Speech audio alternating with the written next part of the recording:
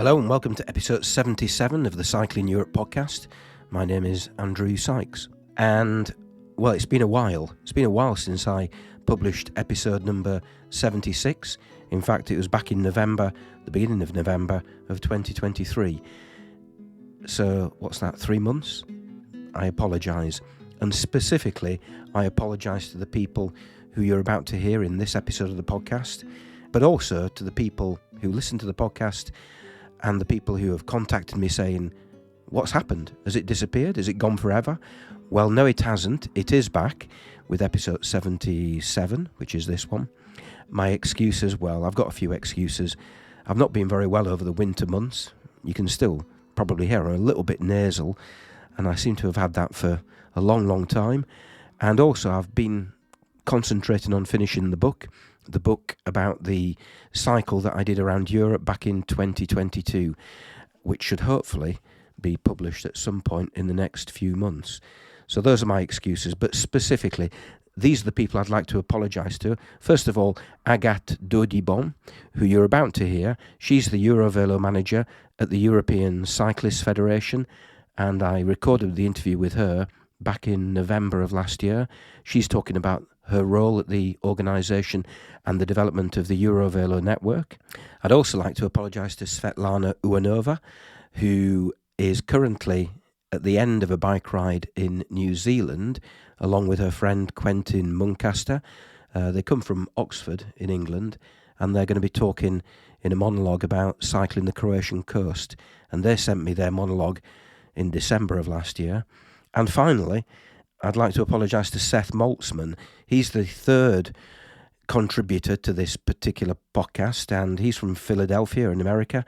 He's a lawyer, and he's going to talk about how, well, his cycle tours are across Europe, well, they've kind of ended in disaster. But more of him a bit later in the podcast. But the first person on this episode of the podcast is Agathe Daudibon, who is the EuroVelo manager at the European Cyclists Federation.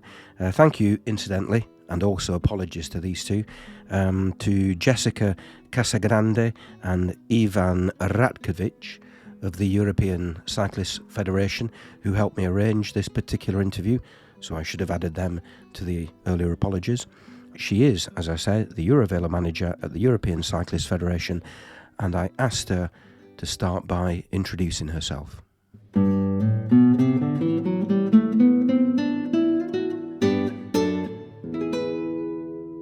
I'm Agathe Daudibon. I'm a EuroVelo manager, so responsible for the EuroVelo team and the EuroVelo work that the European Cyclists Federation is doing. So maybe it's good also to introduce briefly EuroVelo. It's the European Cycle Route Network. It's a 25 years old project that started with some pioneers in the 90s to connect all long distance cycle routes throughout Europe. Today it's a 17 routes network, which represent 92,000 kilometers of cycle routes. So of course it's quite a big work to do to coordinate that network. Basically, I'm in charge of the transnational coordination of the network, and we work together with multiple coordinators that are in charge of developing and implementing the network at a more local level. But still, we are in charge of the communication, of the advocacy, of all of work related to that. So that's my work background. And indeed, I'm a cyclist, passionate cyclist, I would say. I do enjoy going on cycling holidays myself. And I did some trips, longer and shorter ones. So because I have a full-time job, I'm going only for 2 weeks or 1 week or sometimes weekends those days. But I did a 1 year break in 2017, 2018. And I traveled for 10 months doing 12,500 kilometers back then in different areas. Yeah, well, so I started in France because I'm French, and I've cycled through Europe a bit to Patagonia at some point in Argentina and Chile, and I also cycled a bit in Morocco for 1 month. But actually, most of it was in Europe also because during the trip itself, being far away from our home in Patagonia, cycling for long distances, I was with my partner and we realized that we wanted to use the time we had to actually discover Europe by bike. So that's why also we came back to Europe, and it was a great experience to cycle using some EuroVelo routes, but not only. Okay, thank you. So you're from France. Whereabouts in France are you from? I'm originally from Brittany, so the west part of France. But before moving to Brussels to start working for ECF, I was living in Lyon on EuroVelo 17, the Rhone cycle route. And from France, I'm come from very close to the Mont Saint Michel, which is EuroVelo 4, La Vélo Maritime over there. Very nice cycle route as well. Everything's connected to EuroVelo, of course. You talked about what you've been doing in terms of cycling in recent years, but have you always been a cyclist? Did you use a bike regularly when you were a child? I did some cycling as a child, but just for as a game. And then when I was around 10 years old, I moved with my family to a 20,000 inhabitant city, which was before I was living in a more rural area. So I was about 10, living in a small city with actually free public transport at that time. They were was of the first city doing free public transport, but there were just a few bus lines and not connecting very well my home to where I was willing to go. And yeah, I was an independent child, and so I got a bike quite during that time, around 10, to go to school by bike and to go to my activities by bike. So I was actually a cyclist at that period, from 10 to 15 years old, maybe. And then I moved away from there. I got my driving license. And then I remember when I was around 18 years old, I was driving to school because it was not convenient to take public transport. So I lost my cycling habits for a while. And then I did my Erasmus in Munich in 2010, around 2010. And Munich was presenting itself as the Radhauptstadt, the cycling capital city. And there I got into cycling in Munich. So that's actually when it was a change. And also I did my first cycling trip around that period as well. And going for the first time on a cycling adventure, I was looking more for adventure than for the cycling part. I just thought it was fun to go on a bike. And I didn't know what a greenway was. I didn't know what a cycle route was. So actually, I was just following like high speed routes on a map. It was really not the best thing to do. And afterwards, I realized that actually there were some cycling projects, and that's probably all that path that led me to the cycling work, cycle route, and cycle tourism business. So how did you find living in Munich compared to living in Brittany in terms of the cycling infrastructure, in terms of the attitude of people? Did you find it radically different? Well, I was living in Rennes before, which is a studying city, and but at that time cycling was not that well developed. And yeah, in Munich there were very easy cycling infrastructure. It was very easy to get a bike as well. And yeah, I just started to use the bike, even though the winter is quite cold also, so the conditions are not ideal in the winter season. But because it's also a student city, I don't remember exactly why, but it was just convenient to move around by bike, so that's what I did. And it was the conditions were a bit better probably, and also there was kind of a marketing strategy of the city of Munich to promote cycling to the inhabitants. So I think with my today's perspective, it was quite interesting to have such a strategy, quite positive. So did you start working in the active travel sector immediately after having been in Munich? Well, I just finished my study in European politics, and I was interested in European politics and mainly regional European politics. So, how Europe can support local development. And when going through all the projects that were going on in Brittany, I realized that there was one interesting project. So, it was the England Channel France cross border Interreg program. I heard about this Cycle West project that the point of the project was to develop EuroVelo 1 between Cornwall and Brittany, but also EuroVelo 4 along the Channel coast in France and the continuity of this cycle route in Jersey and in South England. So this project really got my attention because I did a cycling trip before going through the European projects in Brittany. And that's how I started to get interested. As a student, I was looking for an internship. I did apply to ECF at the time, but didn't got an internship there. And I continued. I learned about EuroVelo, and I applied to the National EuroVelo Coordination Center in France Vélo et Territoire. And that's where I started my career because I did an internship there and I stayed working 10 years with them, developing cycle routes, EuroVelo, and cycling tourism in France. I spent a long time in 2022 cycling around France, and I think they've done a fantastic job with the named routes, with the Vélo d'Issée, the Vélo Français, yeah, the branding. I think they've done a really, really good job, and also with the infrastructure on things like the Via Rona. I think it's excellent. Do you think that things have changed radically in France since you were perhaps growing up in Brittany? Oh, definitely. Yeah, and I've seen I've seen that mainly when working for Vélo et Territoire. I started in 2012. I left in 2022, 2021. That's very specific, and it changed radically. I mean, it's there has been COVID in between, of course, but even before that, the increase was huge. So when I started in 2012, Vélo et Territoire was starting to work on a national platform to gather counting data from automatic counters on cycle routes. At that time, there were a few in France, but maybe around 100 or something.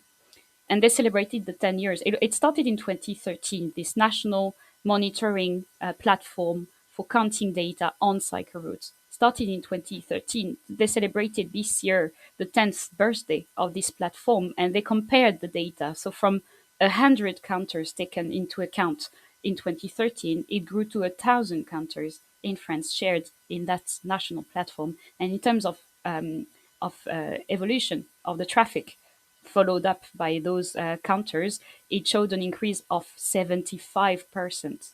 75% increase in numbers of bike counts recorded by those counters, but the same counters that are still in the platform in 2023 and that were there already in 2013. One tiny example of many developments that happened in terms of infrastructure, as you were saying, in terms of services also, how to qualify services for cyclotourists along cycle routes, but also parking facilities, a lot of different solutions for cyclists, for daily cyclists, but also cycling tourists.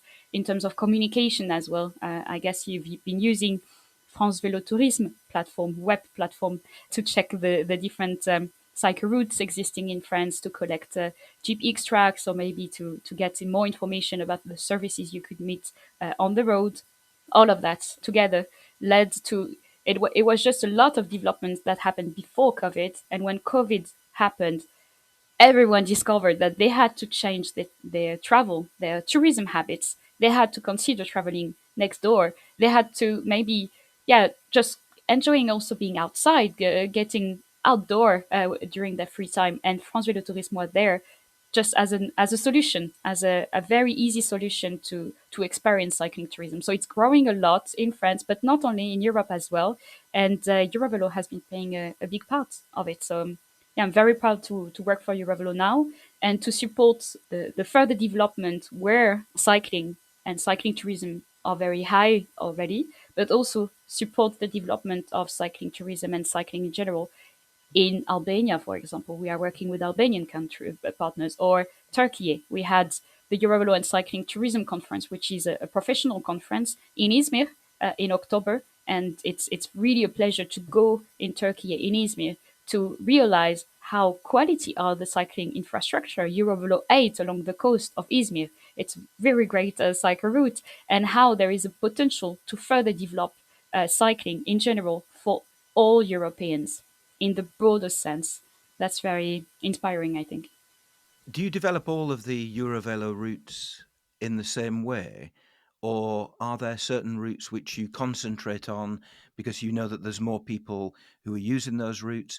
You know that perhaps there's more support from the governments, from the local organisations, and are there certain routes that you know they exist, but they're kind of lesser importance? Or alternatively, do you have uh, an equal view of all of the Eurovelo routes? Well, we are in charge of the transnational development of EuroVelo, so we are focusing on the whole network. That's our first goal, first mission. And we are not the ones developing EuroVelo routes on the ground anyway. We rely 100% on our national coordination centers. They are key, really, to develop EuroVelo on the ground. So when we don't have those networks, we don't have one contact responsible for EuroVelo development in a country, which doesn't mean that nothing is happening on EuroVelo. It just means that there is no national coordination, and it's way harder for us to get knowledge, to get information about what's happening on the ground. So our role is just to give visibility of all the efforts that local stakeholders are investing in EuroVelo. That's really important to understand. So, where is it more difficult? Which areas of Europe, which areas of the network is it more difficult to actually make those developments? Well, the most challenging areas in Europe are the Eastern Europe and Southern Europe. I'm focusing here only on in terms of EuroVelo route development, because that's, if you don't have a route, if you don't have a sign, I mean, let's be honest, there's no, it doesn't exist, it doesn't properly exist, or you just have to go on the road and make your own trip yourself. There's no quality apart from that being offered. It's those countries where EuroVelo is still a dream more than a reality, even though in some areas it's already a reality actually. So we do publish every year a EuroVelo route development status report, which shows the evolution of the development of EuroVelo. On this report, we provide information on EuroVelo developments for each route, and we also try to focus on the developments per country. So you have a list already of where EuroVelo is the most developed. So the highest quality countries are Switzerland, France, and Belgium for the top three. Estonia is also on the top four, especially with very good EuroVelo signage developed in the country. And in the bottom of the list, there's of course a lot of European countries from the east. For example, Russia. EuroVelo is going through Russia. It's a long-term project, right?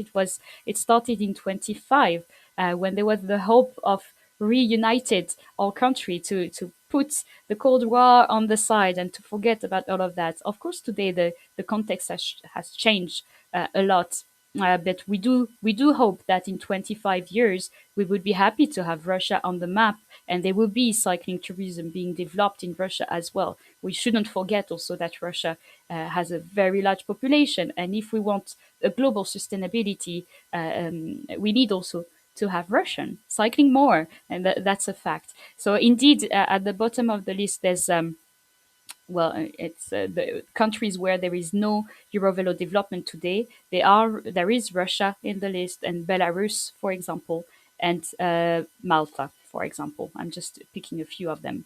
So there are some countries where 0% of EuroVelo routes are developed at the moment, but in some of them, for example, Romania, there's still 0% of developed sections of EuroVelo in Romania, but we have very positive contacts with the authorities in Romania. We know that there's a lot of efforts invested to develop quality cycle routes, especially the EuroVelo 6 along the Danube, because the Danube is, of course, crossing Romania, making the border with Bulgaria for some kilometers before the mouth. So that's some examples. The EuroVelo network is over 20 years old. Is it 25 years? 25, yes. 25 26. years old. Yeah, this week's there was a 26th birthday. Yes, I saw a tweet and some people signing something to presumably start the whole initiative. When it was created 26 years ago, there were 12, 13 routes, and that has increased now to, it's difficult to say because you don't use all the numbers. 17. 17 routes. Yeah. So do you envisage in the future that more routes will be added? And if that's the case, where will they be? Have you got any ideas as to where those new routes might be in the future?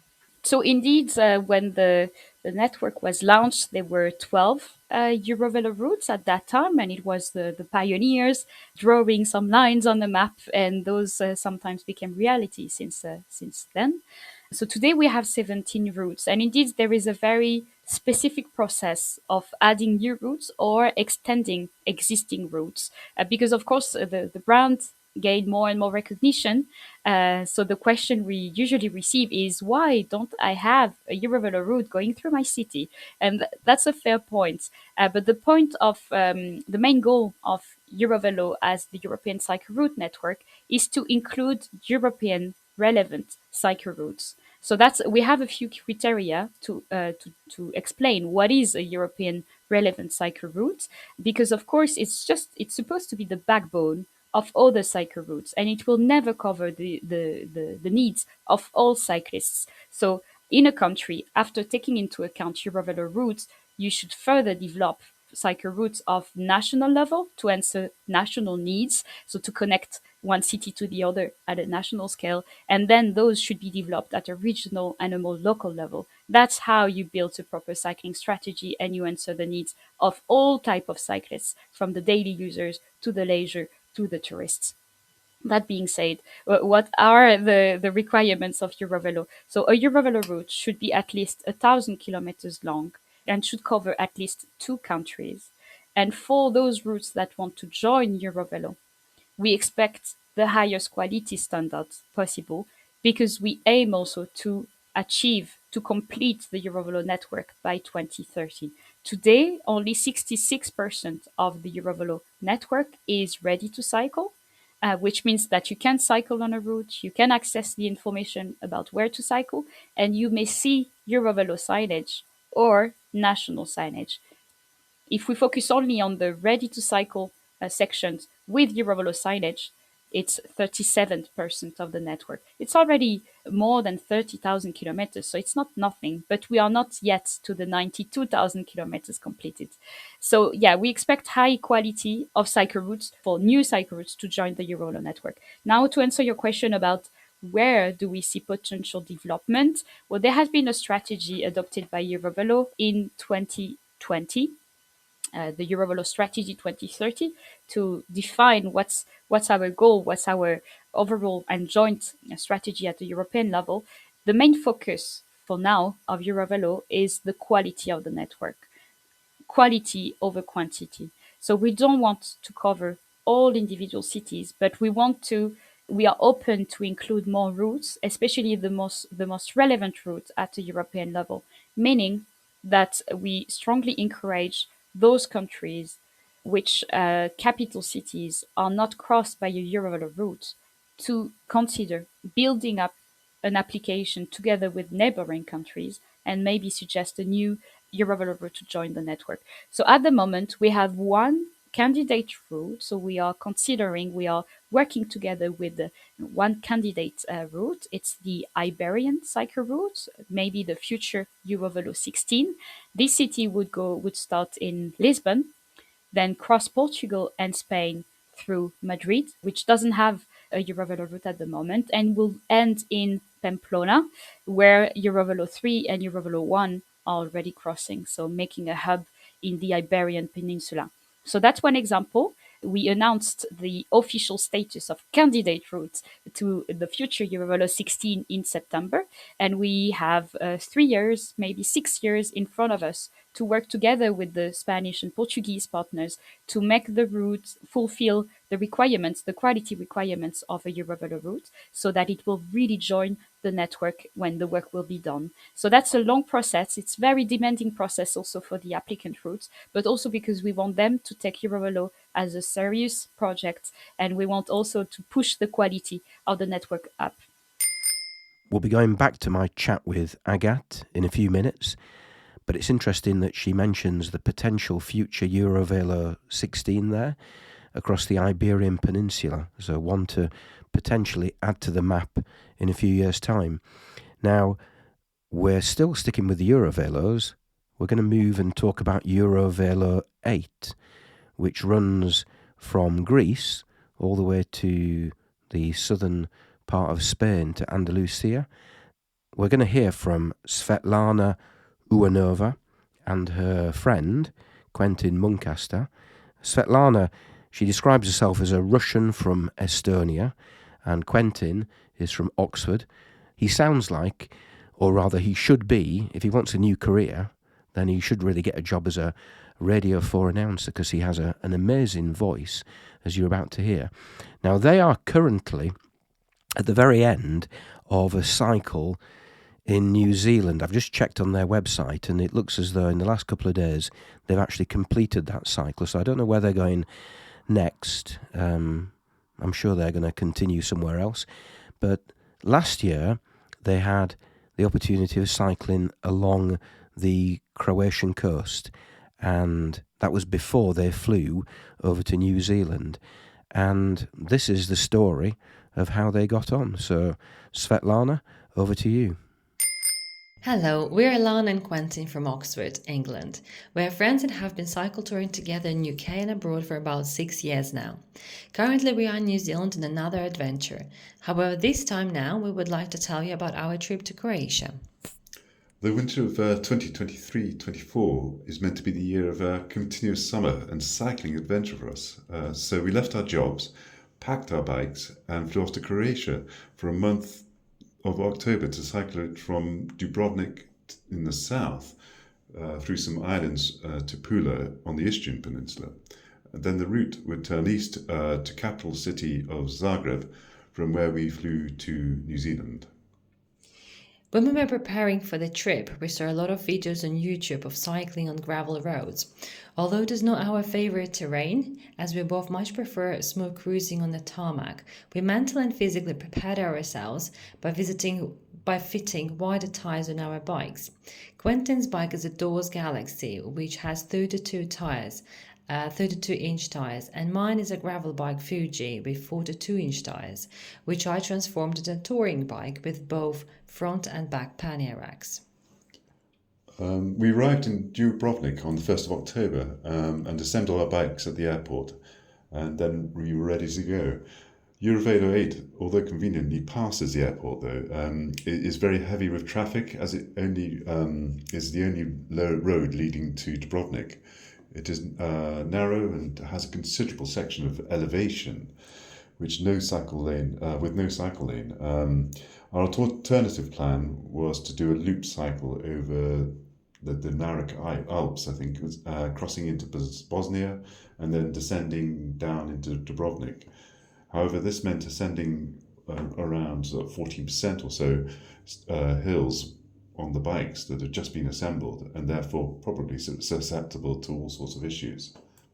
As a result, as per advice of our dear friend and bike mechanic Kiro, we decided to take a more sensible option and take a taxi to Dubrovnik. We were quoted around €100 by some taxi company, whilst they heard that we wanted to transport 2 bicycles. But as the destiny would have it, a random taxi van driver arrived at the cafe opposite the airport just as we walked up to it. The driver proved to be a very helpful man, disassembled back row seats for us and squeezed our bikes in. In the end, he only asked for half of that price. On the first day, we ended up soaking the sun on Bellevue Beach and swimming in a very salty Mediterranean Sea. In the evening, we were pleasantly surprised by an orchestral concert which was playing on the main square, which celebrated the Croatia's win over Dubrovnik's siege by the Yugoslavs in 1991. We spent the first few days walking and exploring the city that rivaled Venice's dominance. Amongst other things, we learned that the existing city walls were constructed mainly during the period of the 13th to 17th centuries and had 4 strong fortresses. Having spent a few days relaxing and doing usual tourist stuff, we were both itching to go on our bikes. But we had few issues to resolve. My bicycle, when loaded with panniers, was shaking, and I was worried that was due to overpacking. Although I did only pack the essential things for 6 months long trip. As I found out later, the instability in fact was caused by my new Ortlieb backpack pannier being placed across my 2 other panniers as per Ortlieb's design.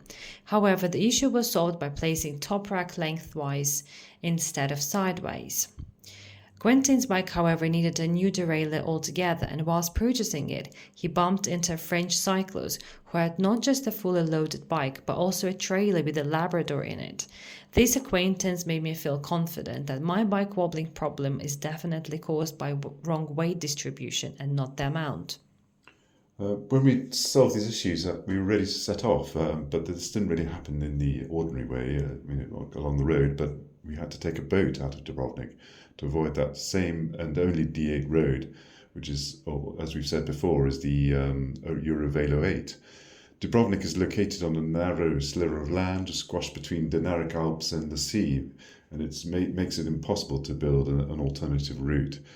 The boat out of Dubrovnik to Millet was our first out of many ferry crossings, and we arrived in National Park around the early evening and cycled to our accommodation in a little fishing village called Palace on the shore. It was an idyllic location to start the bike touring trip. It was a little village in the inland harbour with an inland harbour and a hill opposite side. It was surrounded by a thick pine forest, the reflection of which was visible in the water. We took a dip in the tranquil sea upon arrival. This fishing village had a very quiet and relaxed feeling about it. The local fishermen were coming in and out of the harbour well past the twilight time and then sailing out into the open at sunrise. The following morning, as we were cycling past the National Park Information Desk, we were asked by the lady in a booth if we had tickets to enter, which was a little surprising having been used to UK's 3 national parks. As we discovered later, the entrance to all national parks in Croatia has a charge. On our cycle trip through Croatia, we visited Krka National Park with its stunning waterfalls and Paklenica National Park, which includes the largest mountain in the Croatian dynamic Alps, called Velebit.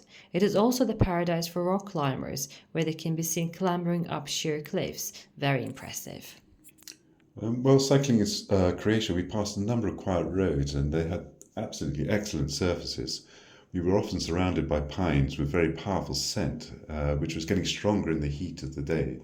Our route often went through the number of islands, such as Korčula, Pag, Rab, Kirk and Kres. It quickly became a norm to be cycling up several miles long hill with steep gradients and then coming down with epic descents. All in all, we took about, 7 ferries to hop from island to island. But the most memorable was crossing from Pag to Rab, where we really thought the little boat we were on was going to capsize. The waves were so high that they were actually coming into the hull. We read that the cycling on Pag could be really challenging at times due to the strong bore side wind which comes from the mountains. But really, we only experienced it on that sea crossing. Once we reached Rab's shore, we made sure we had celebrated our survival with, the normal cake and coffee. Generally, the ferry ticket purchasing process was quite straightforward. The company Jedrilinia allows us to book the ticket for passengers and the bike online, and the most expensive one costs us €15 per person. On our tour, we visited such stunning cities such as Dubrovnik, Korčula, Split, Trogir, Šibenik, Zadar, Pula, Rovinj, Rijeka and Zagreb. And we were travelling from a south to north direction. The road connecting the Istrian Peninsula with mainland approaching Rijeka reminded us of the French Riviera, full of old-fashioned chateau-style houses and large hotels. The next stretch from Rijeka to Karlovac into the mainland we completed by train, though, and that was through rural countryside, which was very different from the Italian-like coast. It definitely felt like Austria with its alpine-style houses and green mountains. At that point, we were grateful that we had chosen the slow train instead of overcoming these huge alpine contours. We took the train to Karlovac city, located around an equal distance between the coast and the city of Zagreb, which was a perfect place to continue our cycle trip. It's the final cycle ride towards the capital. We were really looking forward to this stretch of route until we were chased by untethered dogs with the viciousness that we hadn't encountered before. And Lana even had to make a weapon just to use as a stick to scare them off. We had our camping gear with us, but we only camped for 7 nights, and that was due mainly to various factors, but primarily the weather becoming cold overnight, sun setting at 6 p.m. and convenience to be close to the center when visiting a large city. We did wild camp though one night in the forest during a night of thunder and lightning, and were pleasantly surprised to know that our tents didn't leak and we were able to sleep through the storm. It should be noted that most of the campground services surfaces were quite stony, so something like a light mat under the air mattress is recommended. In our experience, the weather in October was great for the first 2 weeks, but then it cooled by a few degrees. Therefore, we would have rather cycled from mid-September to mid-October. A highlight of every cycle touring trip, I think, we both think, is the food, of course. The Croatian coast has Mediterranean cuisine, which offers pizza, pasta, meat and fish dishes. However, the inland tends to have food similar to Eastern Europe, with its stews and sort of heavy, hearty meals using lard and lots of black pepper, paprika and garlic. The most memorable food for us were the buriaks, which were the pastry rolls. They were delicious, and they were either filled with meat or cottage cheese options. Croatians love their bakeries and are frequently found on the side of the road. We also learned that there's these square metal frames which are often spotted along the road and the front gardens, and they are the hog roasting ovens, which are a favourite national delicacy. When it comes to the alcohol, you can't really leave Croatia without trying rakia. In our case, we were unexpectedly offered it near our last day, actually, to be honest, which was a homemade rakia by a hardware shop owner. When we were trying to buy some items, preparing the bikes for our next flight, it was too impossible to refuse him, especially as he'd given us some bubble wrap for free. All in all, we really enjoyed our experience and proved that cycle touring in Croatia can be done on paved and quiet roads. If you're thinking of a similar journey in Croatia and would like more detail on our trip, you're welcome to check on the route on Polestep's application. If you would like to get in touch with questions or anything else, you're welcome to do so by emailing me on U for uniform, hotel, Alpha November, Oscar Victor Alpha, Sierra at gmail.com. It is juhanovas@gmail.com. Happy cycling, everyone. Thank you, Svetlana and Quentin. Now, just to clarify, the Polar Steps website, you'll find it if you go to polarsteps.com/Lana Uanova. And I'll just spell that. It's LANAUHHANOVA.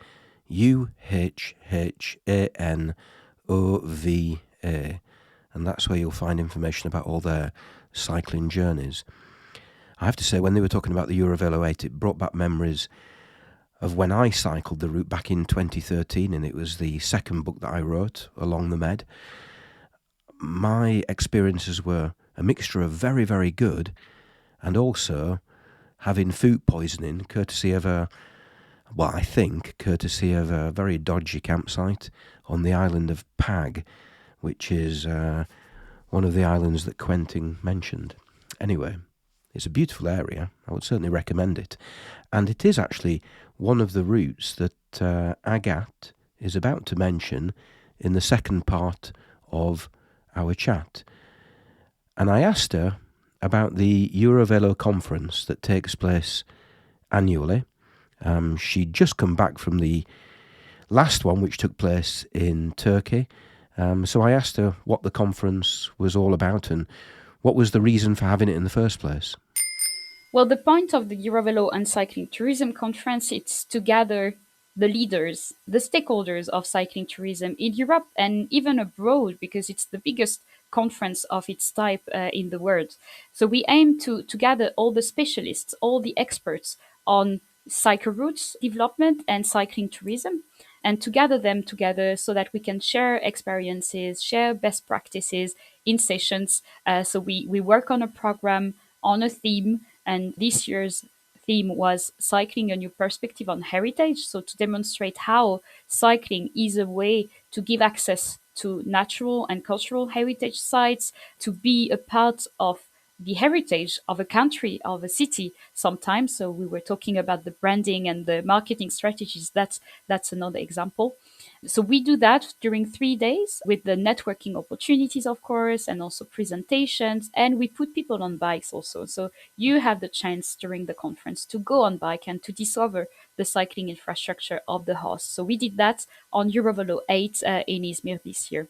The last EuroVelo and Cycling Tourism Conference happened in Izmir, and we were very happy to gather the community there. It's indeed the point is to to gather all the ones working on developing long distance cycle routes and cycling tourism, from the public authorities, public institutions, to the private stakeholders, the companies, to the advocates, the one that try to push from the citizen point of view to develop further the projects, and all the mixed public-private stakeholders, let's say, that also have a role. Also the press, the media, such as yourself. Maybe you will have the chance to attend the EuroVelo conference in the future.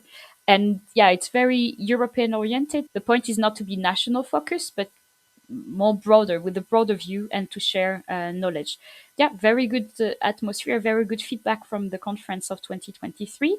And we are looking forward to next year, 2024. In September, we will meet in Denmark. So it's a different city in a different country hosting the conference every year. And we hope that the event will grow, that because it will mean that there is more and more interest on that topic, and that we reach our goal of bringing people together, bringing specialists together, and help further development, further ideas, further partnership to grow. That's the point, I would say, of this conference. It's interesting that you said it was the biggest conference of its type in the world, and that it attracts a few people who come from perhaps outside Europe. Perhaps the best known network, comparable network to the EuroVelo network, is the American Adventure Cycling Association's network. Do you ever work with them? And if you do, what kind of things can you learn from them, and what kind of things can they learn from the EuroVelo network? Well, for this year's conference, we didn't have representatives from the US, neither from Canada, as far as I know. But there's a lot of good practices to take from there, of course. Indeed, Adventure Cycling Association is one of the oldest association of its type, and they also run the National Cycle Route Network in the US. That's a good example, and we are also checking their website regularly to see what they are doing, and probably they do the same. We had partnerships, we had joint activities in the past, especially joint promotion activities, and we've been in touch. I mean, we had joint events in the past, even though I have to say that we are so busy that we sometimes struggle to find the time to properly connect with the world of cycling tourism in general, and that's a problem. But yeah, that's a problem for me, at least.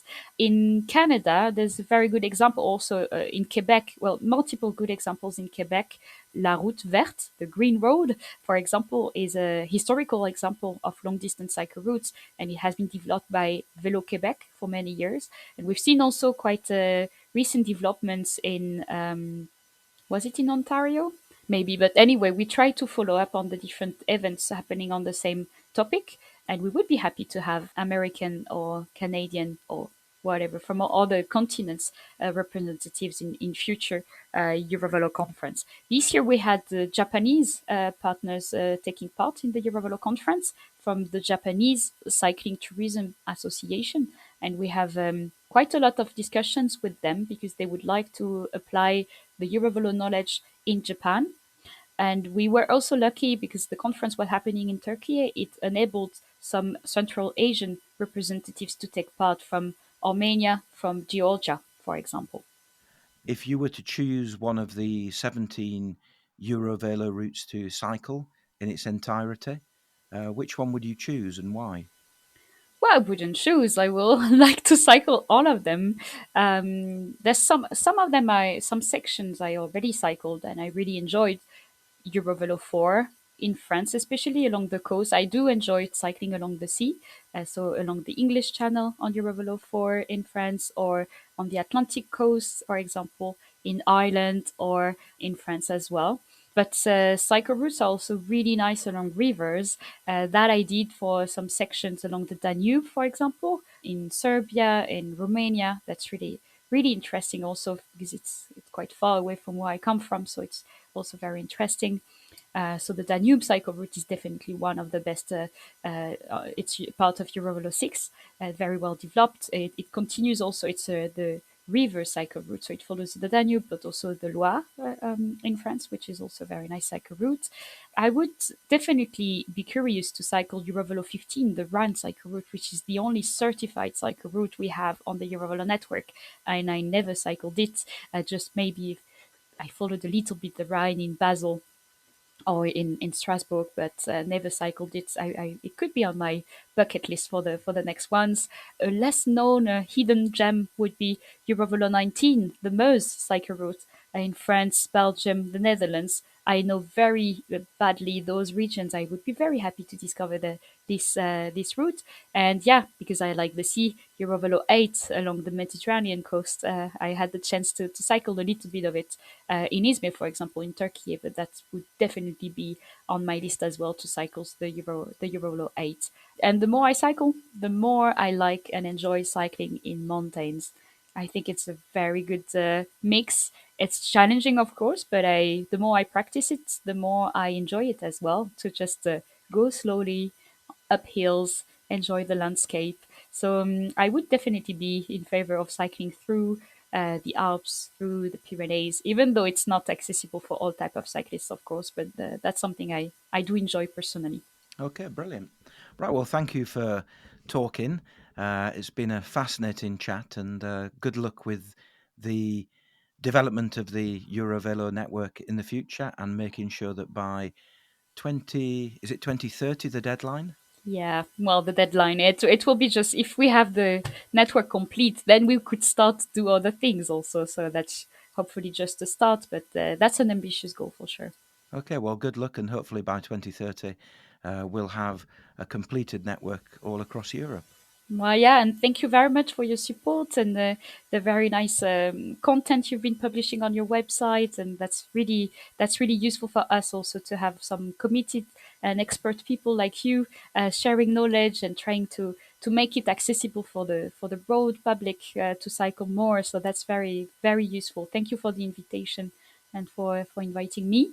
And if ever you come to Brussels, don't hesitate to visit. We would be happy to show you around the city, EuroVelo 5 in Brussels, or even just grab a coffee and hearing a bit more about what you do. Okay, thank you. I'll be there. Thank you very much. Have a nice day. Yeah, thank you to Agathe for agreeing to have that chat with me way back in November. Yeah, November of last year. And again, I apologise, Agathe, that it's taken me so long to pull my finger out, get this podcast edited, and actually upload it to the internet. If you've got any questions about EuroVelo, the best place to go is their website, eurovelo.com, and you'll find all the details about the routes and what have you over there. Now, the podcast is not yet finished. You're going to be hearing from a chap called Seth Maltzmann in a few moments, but he will be the final bit of the podcast. So before we hear from him, if you need to get in contact, if you want to get in contact, then you can do so by visiting cyclingeurope.org/contact, and you'll find all the contact details there. If you'd like to support the podcast, then you can do so by visiting cyclingeurope.org/support, and that's always appreciated. There are costs involved, and it's good that a few people out there do contribute on a occasional or even monthly basis to help make life a little bit easier when it comes to actually paying for everything. And also, if you like the podcast, then please rate it on the platform that you're listening on. If you hate the podcast, then it's amazing that you've made it this far in the podcast. But if you hate it, don't bother giving it a review. But if you love it, then give it a rating and perhaps even a review, and tell all your friends about it. Now, we will be back soon with episode 78, okay? I promise. And it's going to be an interview with somebody who cycled, another French person actually, who cycled all the way from France to South Korea in the summer of last year. He's actually a scout, and with a couple of friends he decided to cycle all the way to the Scout Jamboree. So he will be episode 78, which should be available soon, hopefully. Now, Seth Maltzmann, he contacted me at the end of last year. He's from Philadelphia in the United States. He's a 66-year-old lawyer, and I just reread his email a few minutes ago, He said the following: "Your podcasts are wonderful, but I thought I could add something you do not talk about a lot, specifically how bike trips can turn into total and complete disasters." So here we go. Get ready to, wince occasionally, smile. Here is Seth's tale of being a cyclist in Europe over the course of the last decade or so. Thank you for listening, and I'll see you in episode 78. Over to you, Seth. My name is Seth Maltzmann. I'm 66 years old, and I live in Philadelphia, Pennsylvania. I started my bike touring life in 2016 when I agreed with a friend to cycle from Bordeaux along the Canal du Midi to the Mediterranean, and then I was to proceed alone along the coast, ultimately ending in Barcelona, where I would meet my wife. I'm an insulin-dependent diabetic, and I have sleep apnea, and I need a CPAP machine to sleep. One of my panniers was for my clothing, and the second was for all of my medical equipment. Neither one of us had cycled toured before, and we intended to stay in hotels along the way. I purchased a specialized Diverge for the trip, and my friend rented his bike in France. I boxed my bike intending to dispose of the box in Bordeaux and find another bike box at the end of my journey. We wanted to bike 50 to 60 kilometers per day, but on the first day we became hopelessly lost, and we ended up doing well over 100 kilometers over hills and valleys. By the end of the third day, I realized I had purchased the wrong bike seat, as I had 2 saddle sores, each the size of a football. It was as if someone had placed 2 hot irons on each cheek. My friend carried on without me, and I remained in Carcassonne for an additional 2 days. I made it to Narbonne and proceeded alone to Barcelona. I arrived in Girona and needed to purchase a new bike seat. It was a Sunday night at dusk, and I was driven by a cab to a bike shop approximately an hour from my hotel. It was the only bike shop open late on a Sunday. I purchased a new seat, and I hoped to find a taxi back. As I began to walk, a ferocious thunderstorm struck, and I was caught outside with no cover. I kept walking, and I was not knowing where I was going. I checked my phone for directions, and I realized I left my phone in the cab. I was lost and very wet. I saw lights up ahead, and with relief found an open general store. 2 elderly Korean women were behind the counter. I asked if they could direct me to the closest train station. They did not understand English, and I did not speak Korean. I thought I could get my message across with body language, so I thrust my arms up over my head and pulled up and down while making the sound chugga chugga choo choo. At first, they thought I was from another planet. Then suddenly, one woman's eyes got very large and pointed to me to wait where I was. I heard rustling in the back, and she came out with a big smile on her face. She seemed so pleased as she approached me, and she thrust her hands forward and handed me a red Matchbox train. I walked another hour back into town aimlessly, walking, and finally found my hotel. Miraculously, the cab company was called and they returned my phone. I learned that the Spanish were very friendly and warm people. It was July and very hot, but I had a pleasant ride from Girona to Barcelona. At one point, I made a mistake and ran out of water in the Catalonian hills. I was in a forested area on a 1-lane road when I saw on top of a hill what appeared to me to be a fruit stand. I was quite nervous about running out of water, but this opportunity put my mind at ease. As I reached the top of the hill, I saw an elderly woman sitting next to the table. She was waving at me and yelling, "Hola!" I thought how warm and friendly the Spanish people were, and I imagined a sweet piece of fruit quenching my thirst. As I approached on my bike, I did not see anything on the table, but the woman greeted me very warmly. I waved to her, but carried on very disappointed. I climbed another 30 minutes and saw a second woman, middle-aged, also sitting in a chair. She also was waving at me, and I was energized by the outgoing Spanish people. So friendly, she surely must have fruit. Once again I was disappointed and vowed never to be caught without liquids. Finally, I descended from the hills, and as the road curved, I saw a third woman, very young, sitting in the same lawn chair but only wearing a bikini. She jumped out of her seat when she saw me coming down the hill, and while she was screaming "Hola" at me, I finally awoke from my naivete and realized that this was not the kind of fruit I had anticipated. I had 5 wonderful days in Barcelona with my wife. On the first day, we were walking along the beach and decided to take a bike taxi to see the sights and end up at a casino at the end of the promenade. Having never been to Barcelona before, we thought that the €35 fee was acceptable.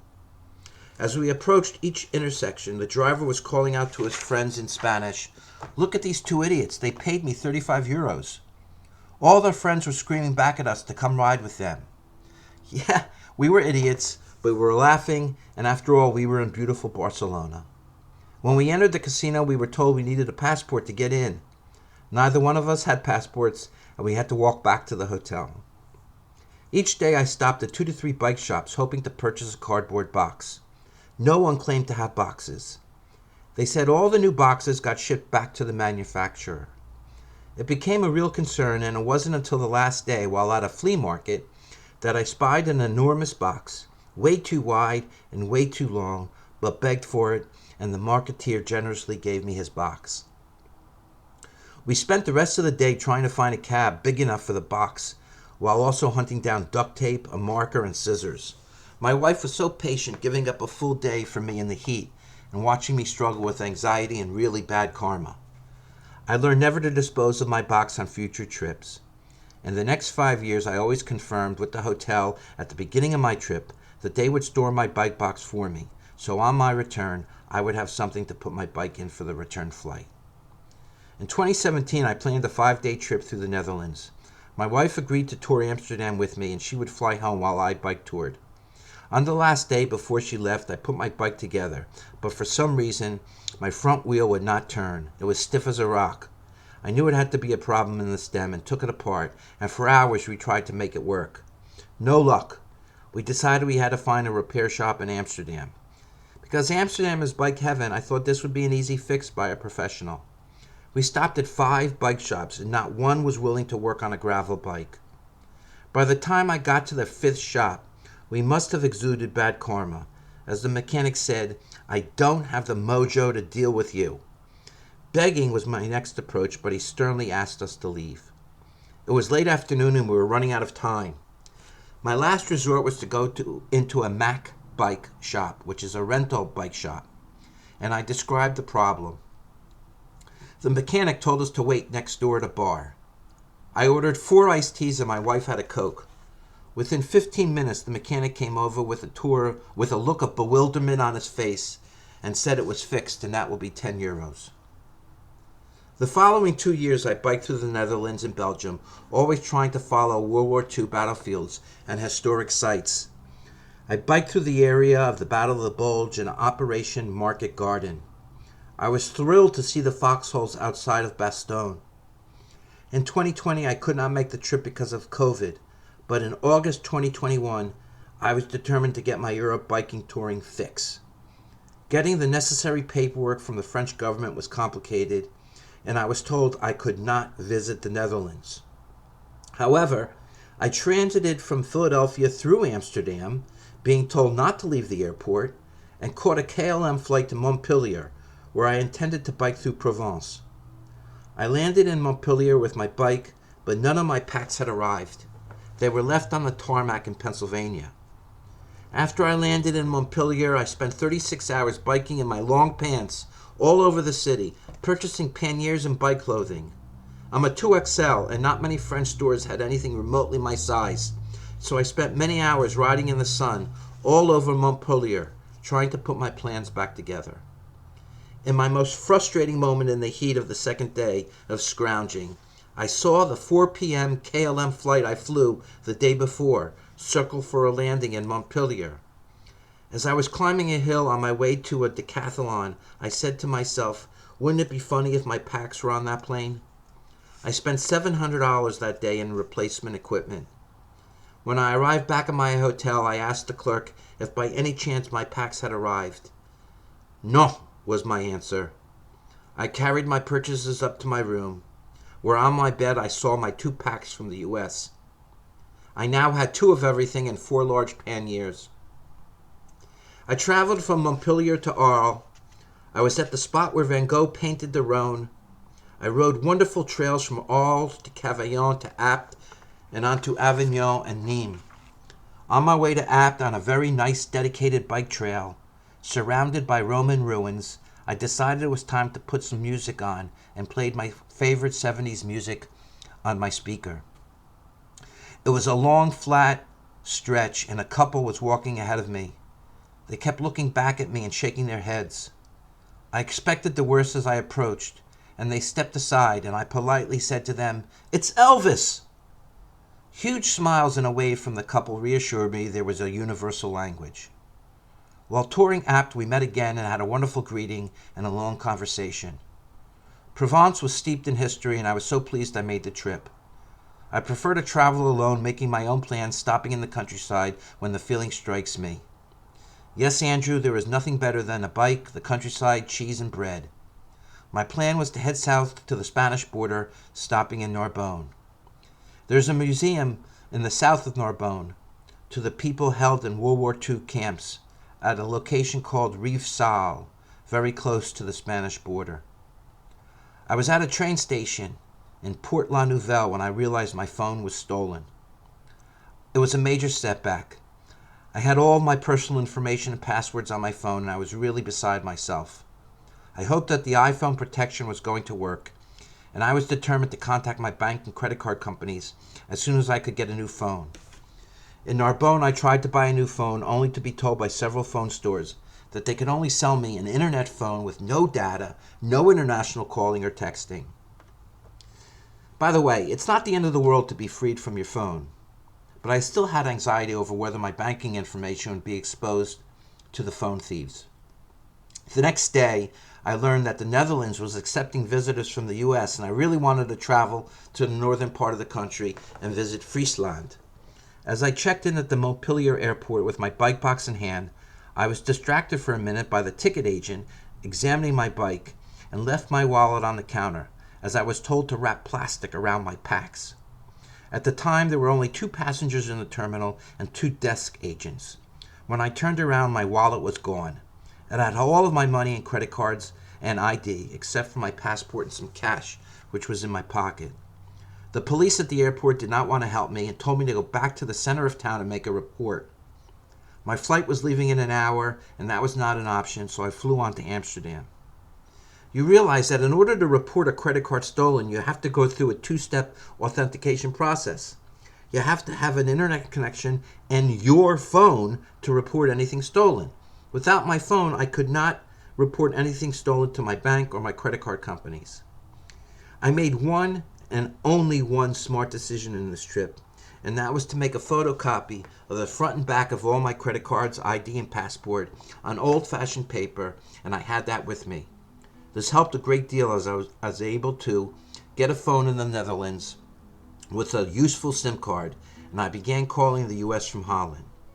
But before I attempted to prevent the loss of my money and credit cards, I stopped at a coffee shop in Amsterdam, where I spent my last few euros on something that would make me forget my misery.